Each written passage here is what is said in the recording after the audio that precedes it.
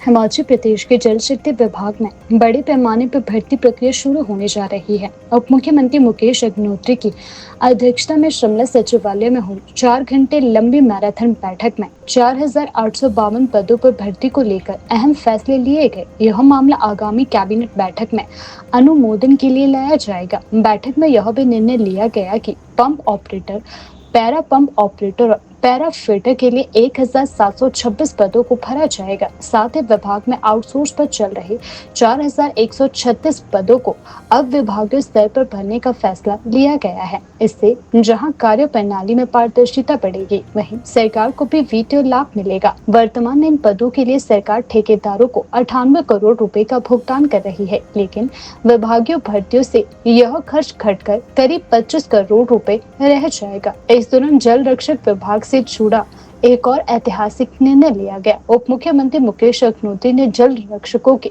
सेवा नियमितीकरण की अवधि को 12 साल से घटाकर 8 साल करने की घोषणा की, जिससे हजारों कर्मचारियों को सीधा लाभ मिलेगा। इस मौके पर जल रक्षक विभाग के प्रदेश अध्यक्ष भूपेंद्र शर्मा ने हिमदर्शन से बातचीत में उप मुख्यमंत्री मुकेश अग्निहोत्री द्वारा लिए गए फैसले का स्वागत किया और सरकार का धन्यवाद किया।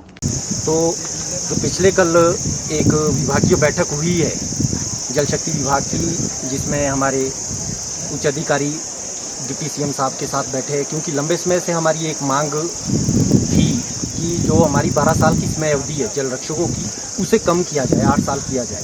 उस विषय को लेकर मैडम ईएनसी ने प्रदेश के उप मुख्यमंत्री के सामने यह विषय रखा और उसमें जो समय अवधि कम करने का विषय था, उसमें डिप्टी सीएम साहब ने बिल्कुल हामी भरी है कि इसको कम किया जाएगा और जल्दी ही जो आगामी समय में अभी कैबिनेट होने वाली है उसमें यह एजेंडा जा रहा है।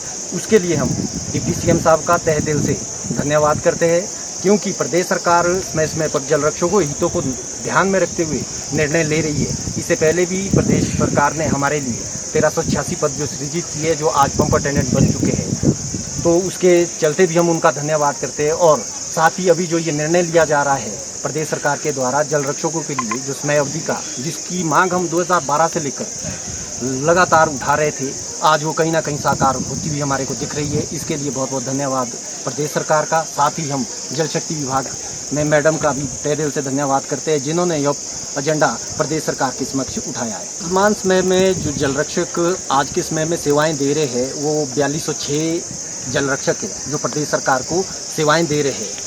तो 4 साल का अंतराल जब कम होगा तो कहीं ना कहीं प्रदेश के सभी जल रक्षकों को बहुत बड़ा बेनिफिट होगा, क्योंकि अभी इतना भी हमारे पास वेतन भी जो हमारे को मिल रहा है वो बहुत कम है, ठीक है, जिसके चलते हमारा जीवन यापन करना बहुत टफ हो रहा है।